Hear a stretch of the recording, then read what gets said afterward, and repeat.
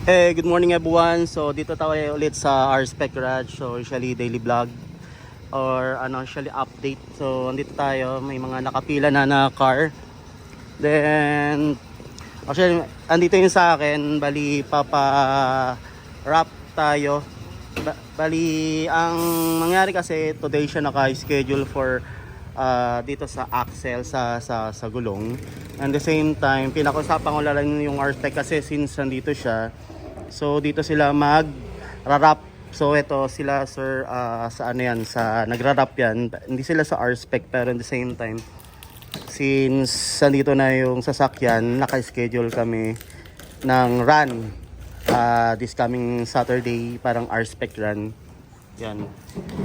So ang sistema dito sila mag-wrap. Mabilis lang naman yung harap, likod, tapos dito sa fender, then yan. Saka na yan, yung sa carbon hood. Kasi yung sa dimension kasi mahirap magkaroon ng makakuha ng nito, pattern nito. Usually ang available is mga SIR, EKFD. Yan, Mugen, yan ang available, pero pag sa dimension bibira yung ganitong pattern na available na ready na mabibili sa market. So as of now, since gusto natin ng maayos na forma, yan, okay lang yan sir, walang problema, wala tayong problema dyan. Yan ang mangyayari, yan ang gagawin natin. So naka-schedule siya for complete paint, pero ang nangyari since magkakaroon nga ng run, so dito muna sa decals. So ito yung update niya. So meron dito sa RSpec meron siyang Subaru at pang Subaru, then kahapon meron dito Subaru pa isa usually parang specialty nila dito, parang nagiging FD Honda o mga Honda cars, and yung current, yung Subaru. So dito, ito yung makina niya, kakabit sila dito ng yung sa headers. Ayan, mamaya final na yan.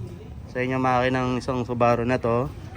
Okay, and etong isa na to sa baba ng makina to. Hindi ko na-update na tanong kung paano siya, pero pakita ko na rin yung mga specs nitong sasakyan dito. So itong isa na to, big brakes, ganyan. Tapos rota tires, rota mags. Yan, rota mags. Then ito naman race. Tapos ganun din, big brake.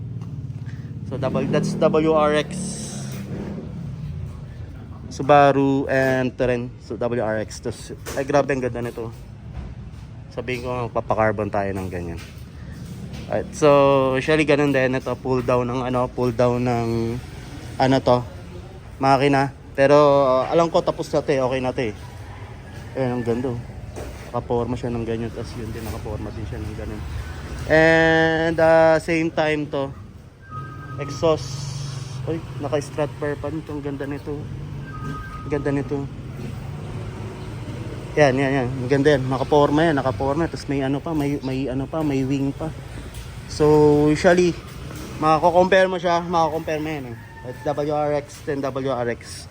Tapos meron pang isa kahapon hindi ko na picturean, gabi na yan. So ito naman, that's CRL Performance. Actually CRL din tayo. Usually this is the partnership, the CRL, tong RSpec na to.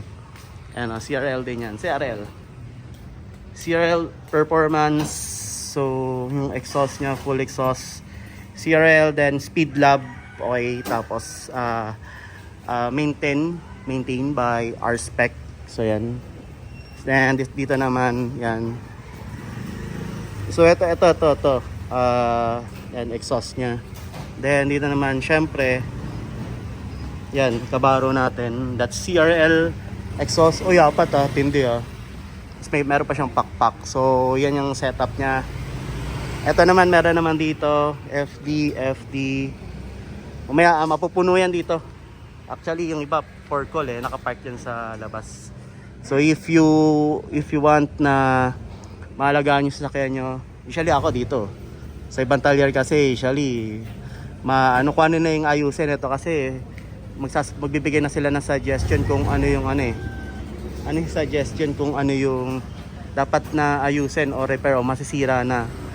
Yung sa iba kasi kung ano lang yung repair na binanggit mo, yun lang yun.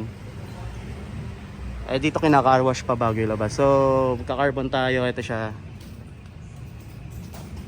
Carbon stickers. Okay, so yan. If you have questions, you should RSpec. Usually marami pang vlog kasi papakita ko sa rin yung ibang update sa mga Honda Club parang ganyan. Alright, so let's go.